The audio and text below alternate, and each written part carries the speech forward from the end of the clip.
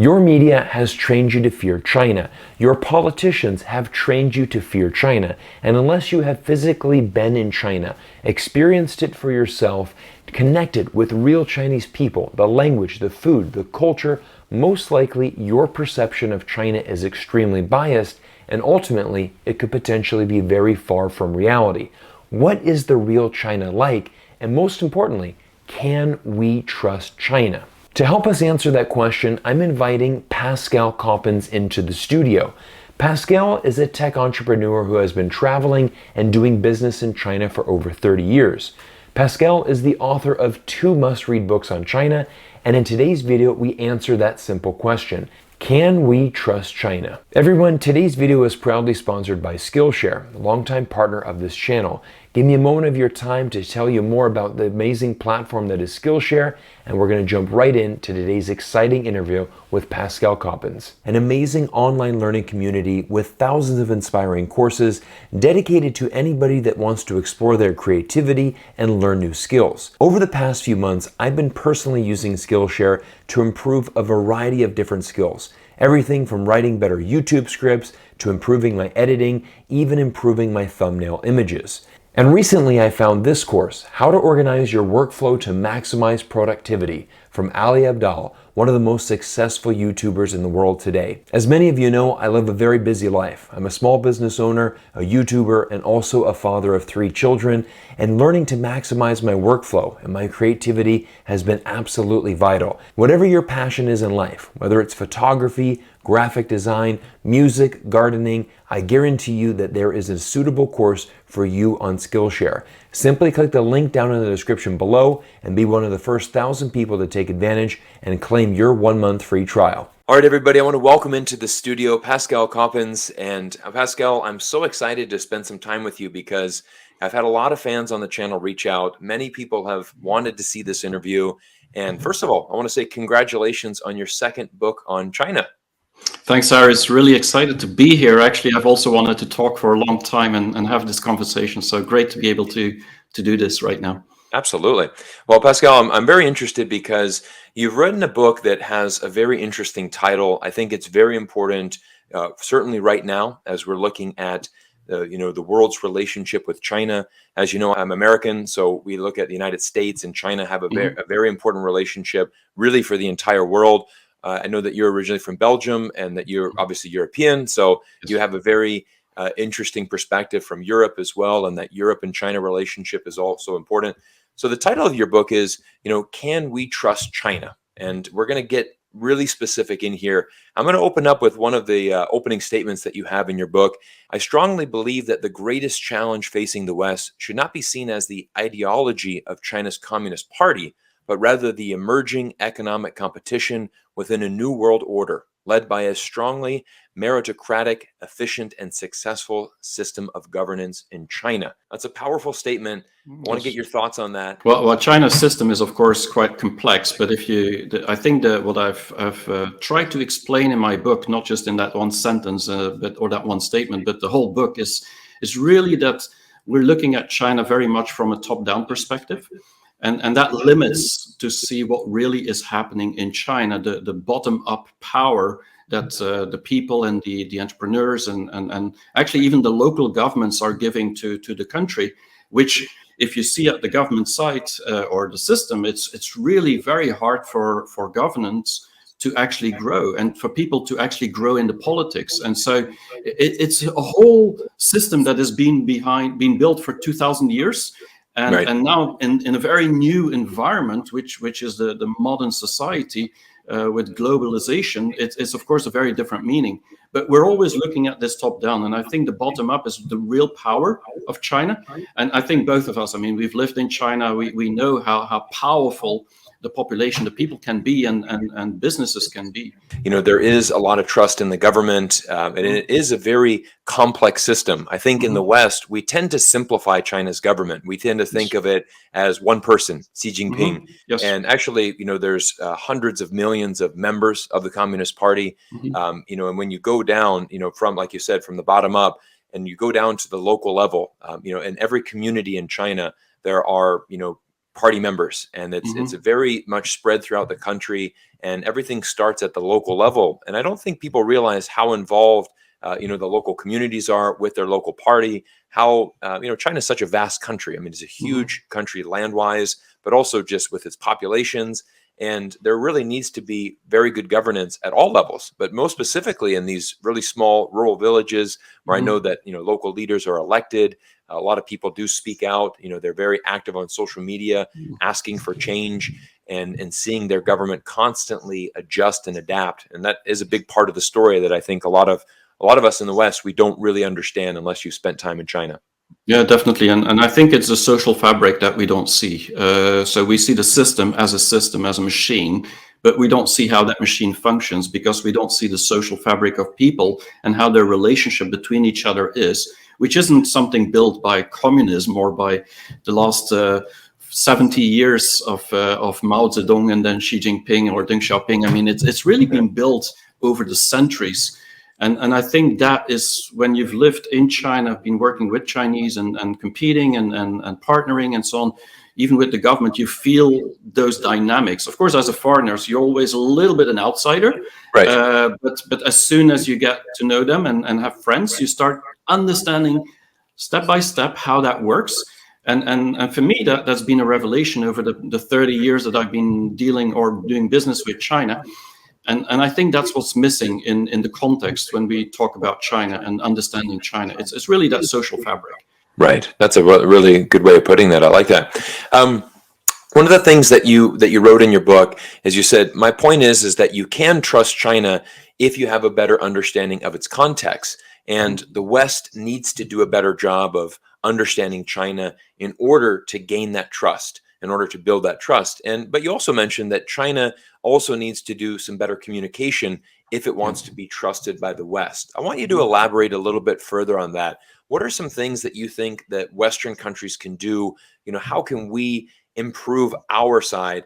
But then on the follow-up question, I also want you to say from the Chinese perspective, you did mention that China needs better communication. What are some ways that China can really improve that as well? Because I do think it is a two-way street. Both sides do need to improve. Tell us how you envision that to happen. Yeah, for me, it's pretty clear that we have a too simplified view of China. And I don't mean that in a bad way. I mean, simplifying things sometimes can help. But in this case, I do believe China in itself is complicated or complex just because of the dynamics of the culture, the ambition, the change. I mean, the country that changed most in the world. We see it as very rigid, but actually it's been changing constantly. But when we think about the Communist Party or the governance, we don't think about a changing situation. We see something rigid. So we simplify things, but I think for China, we really need to go down and understand the underlying layer and ambitions that Chinese have.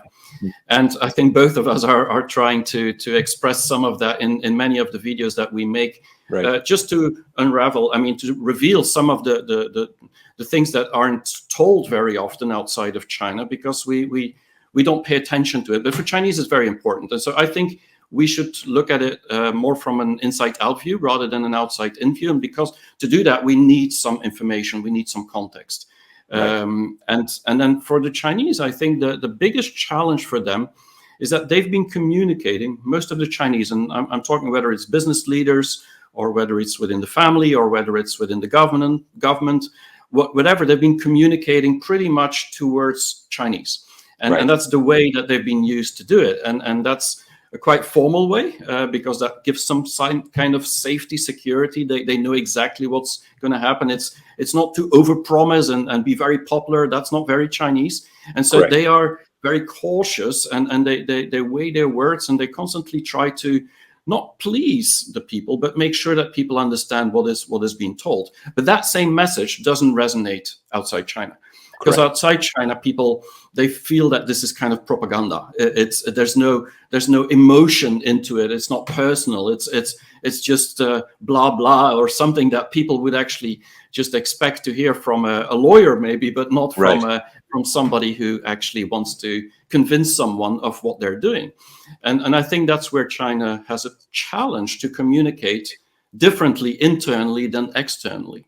Right. And of course they have to continue communicating internally, but as soon as they do that externally in a different way, the Chinese might not get why they're doing that. And so they're having a challenge as well there. But I think a lot can be improved still, just by adding a little bit more positive emotion, I would say, about the rest of the world, Right. where China should also focus about what the rest of the world is doing well.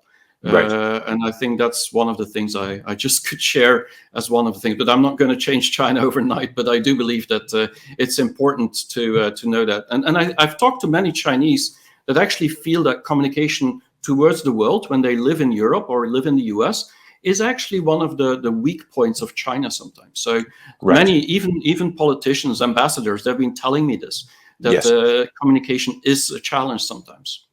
Yes, I think so. I mean, I've had a chance to meet some people in the Chinese consulate as well, and my communication with them.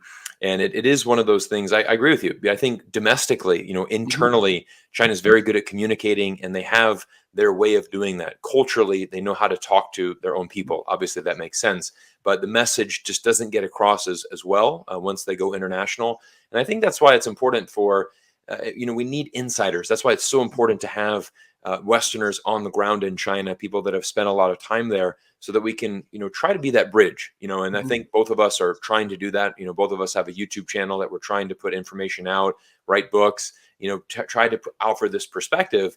And I think that's one of the things that I've noticed also with this pandemic, unfortunately, because China has been closed off. I think a lot of people's perception of China has changed, because it's impossible for us to go on a holiday now to China. Yes. Before, I had a lot of friends that say, hey, I want to go to Beijing. I want to see the Great Wall. I want to go experience China for myself. And when I was living full time in China, I had dozens of friends would take that opportunity. They would come to China because they knew somebody on the ground there. And of course, when they came, their entire perspective on China instantly changed. They might not have ever come to China unless they knew somebody there. And once they came and experienced it for themselves, they realized, wow, the China that we hear about in the West is very different, and there's a lot of amazing things that are happening inside this country. So I'm excited now. For example, just recently, the 21-day quarantine has been now reduced down to 7. We're moving in that right direction. I do hope that China opens its borders when it's safe and when it's ready, so that we can have more of these cultural interactions. I think that's a really important thing as well, to help. I mean, for example, when the more that China's closed down, the harder it is for Westerners to have an objective view about China. Yeah, they're not surprised anymore of things that are happening in a positive way, because they don't hear of it anymore.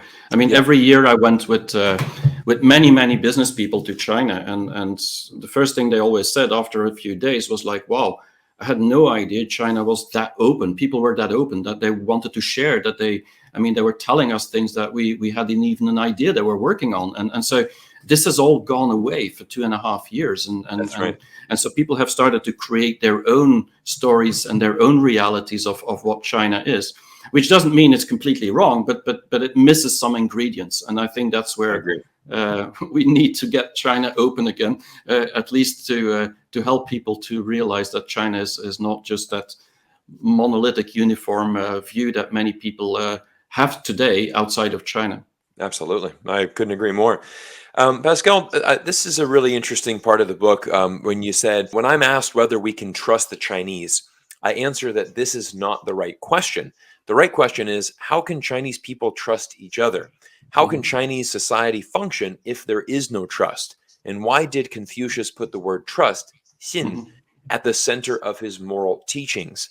Could you share a little bit more on your perspective of that? Yeah, so for me, I mean, if we want to trust China, or any country for that matter, but definitely in this case, China, the best thing is to ask ourselves, how do Chinese use trust as a way to make everything function? And it has been functioning for thousands of years. And even if you just look at the past 30, 40 years, I mean, it's been incredible. And a lot is based on that trust. It's often because of that trust that China has actually been growing so quickly over the past 30, 40 years. And we don't think about that.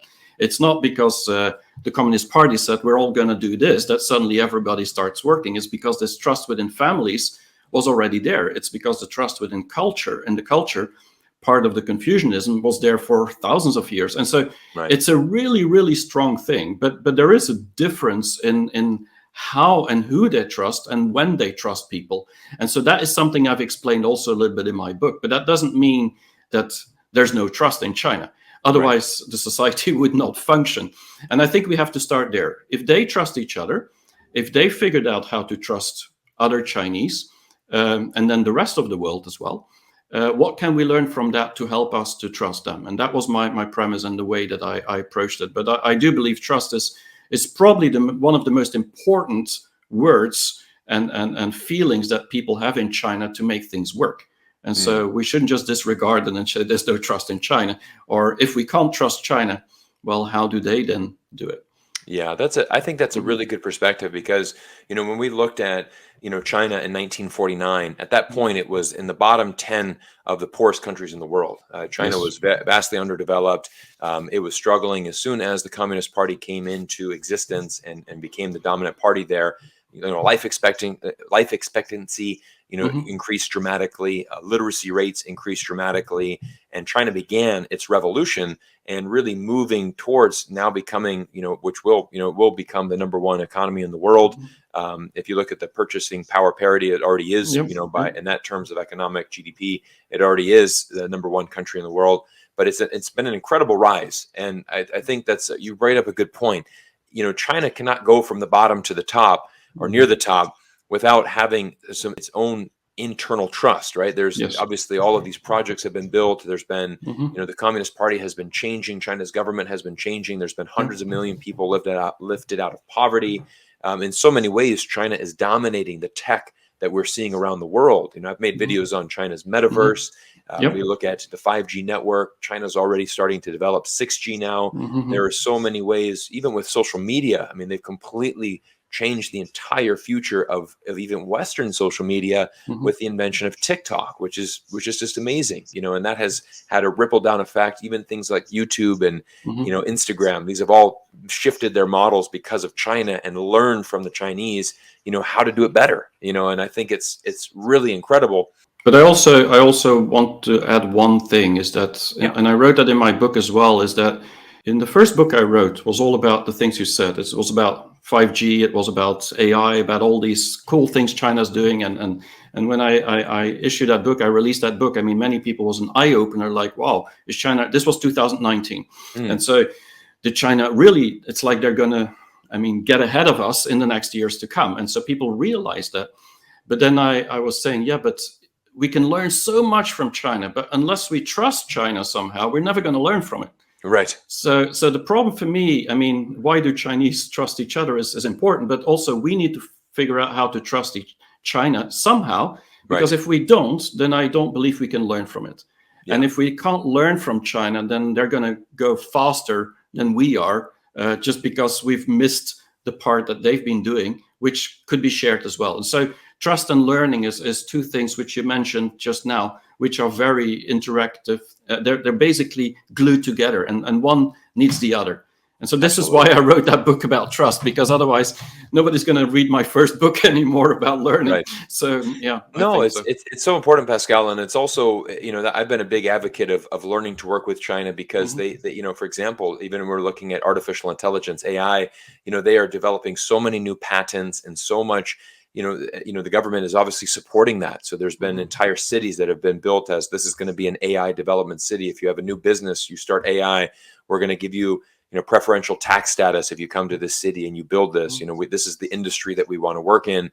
And so much of AI, you do need actually the ironic thing about AI is that the more humans you have working on that, the faster the algorithms go and the better the technology, and you need lots of amounts of data to improve that AI. And that's what China has. They have a lot of people that can put a lot of resources behind that. And so again, it's something where we need to, we don't want to be left behind. It's better to, build a trust and learn to work with China. That way we can enjoy the same benefits, because I think, there's going to be amazing technology developed in Europe. America wants to share that. We're going to develop a lot in America. We're going to have a lot of developments in China. And that's something that I strive for, is this global economy, right? We've seen in the last few months how connected we are. We're seeing these global supply chains being crunched because we live in a global economy, right? We cannot be dependent on our own, we cannot source everything from our own individual country. That's just not how the world is built now. And so it is building these relationships with everywhere, right, around the world that are so important. Pascal, I want to go on to this amazing graph that you have in your book. I think this is really the highlight of the book for me, was this 8 circles of trust in China. It's a very detailed graph. I'm going to bring that on the screen here for everybody to see. And I want you to go through that. I want you to explain this, and I know it's a very complex topic, but explain to everybody the 8 circles of trust and how you fit this into your book. The 8 circles of trust, first of all, they're universal. And so it basically means that it's not a China circles. These are circles that anywhere it could be. And so it starts with the smallest circle, which is the individual. So do you trust yourself is the first question you should ask. And so even when you want to look at trusting China, you need to understand, how do they trust themselves? And do they trust themselves? And so I went with the smallest circle and then went bigger in circles, and that's the family and the friends. And then it's about the company and school and teams and everything around that. That's the third circle. Right. And then the third circle is all about the network, and you call that tribes in marketing lingo, but it's everything you belong to. And so these 4 circles of trust, the first inner circles is what I call them, are the circles of relationships. These are the people you know, the connections you have, some deeper, some less. But you know these people, you have some kind of an impact on them, and they have an impact on you. And so this is where the guanxi in China is very important, the relationship. And so trusting is very deep there. And so in 4 chapters, I explained how they trust, how Chinese trust their environment within these inner circles. Right. And then you have the outer circles, which is what I call the system circles. And this is like the Communist Party is definitely an outer circle, but they also define a lot about your life, especially if you have to go into lockdown. Then there's so that's the system itself, and then there's a larger circle, which is the country and the nation and the population, or the people in general. So every Chinese, 1.4 billion. And then a bigger circle is even the world. And how do Chinese trust the world? How do they trust the planet? Because that's an important topic these days. If the planet is not going to be there, it's no use to trust anyone anymore. And then the largest circle is the circle of culture and the universe. So that's everything that is really out there and a little bit holistic. But the whole idea is that these are outer circles. And these outer circles are circles that you need to trust somehow, because you're born in that environment.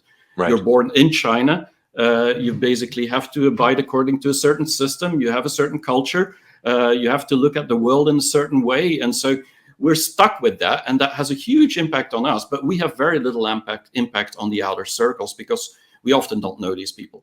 And so or the people who decide what's happening in that world. And so I've had these 4 inner circles and 4 outer circles of trust. And so these have become 8 chapters in my book, where every time I do a deep dive into how do Chinese trust that circle, that environment. And that gives us an idea about what is different than the West, what is similar as the West or anywhere in the world, and how we can understand why Chinese look at maybe the world or the planet in a different way, and what their ambitions are. Right. And that's where I have this inner and outer circles, where I made a certain model to explain why Chinese think differently somehow than we do, because, and this is about the collective and the individualism, where we are in the West, specifically where I'm from, but I'm sure where you're from as well, in North America, a very individualistic society. Very much. This is very much in our inner circles. While in China, in the inner circles, the people you know, your relationship, is much more collective. And the interesting thing is that when you look at the outer circles, we in the West, for example, in Belgium, we're very collectivistic, because we will come and demonstrate or protest on the streets. We will do things together. We will do charity. We will help people that we don't know. This is very collective from our outer circles. We do that together with people we don't know. Right. Very interesting. Yes. Well, in China, the outer circles is much more individualistic. And that is the thing that many people, I believe, outside China don't know, is that many Chinese people trust their outer circles to help them improve their own lives from an individual point of view. Right. And that the government also understands that they have to look at these individuals in improving their lives to actually trust that system. Right. And that is the connection I have. And so this inverse logic of collective and individualistic is what I've put in these 8 circles. And I believe that if you look at it that way, and I've explained that in more detail in my book, And most of the things, 90% of the things that Westerners read about China, and if you inverse the collective and individualistic mindset, you get a very different answer to why they're doing certain things and why they're trusting certain environments. And so this is something that that I hope can help some people to look at China in a different way. Yeah, I think it was really, really good. That was probably my favorite part of the book, and the way that you broken that down. And I think that this is really going to be a great kind of a script, you know, or a way, something that people can actually read this book and really start to learn how to trust China and more really understand how China. And again, there's so many different cultural differences between the West and the East, and understanding that, recognizing that is going to be, you know, the catalyst to building that trust and learning how to have that good relationship. Everyone, thank you for making it to this point in the video, and if you haven't already, make sure that you click down on the link below and be one of the first 1,000 people to take advantage of this amazing offer from Skillshare and start your 1-month free trial. In addition, I'm going to put links down to Pascal's 2 books on Amazon. You can click the links down below and immediately buy them on Amazon. Both of them are fantastic reads, and I look forward to giving you part 2 of our interview with Pascal as we discuss this very important topic of, can we trust China? My name is Cyrus Janssen. Thank you for spending time with me here on YouTube, and I look forward to seeing you all in the next video.